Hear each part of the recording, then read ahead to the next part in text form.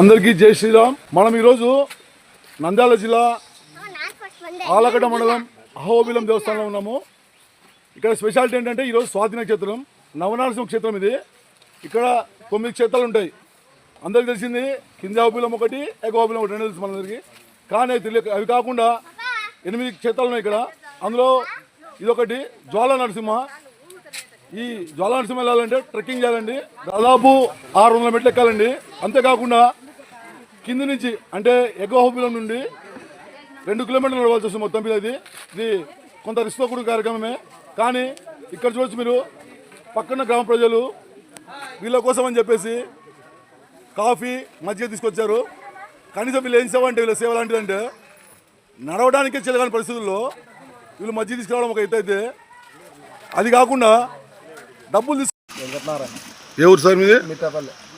ఎన్ని నెలలు సార్ చేయబట్టి మీరు?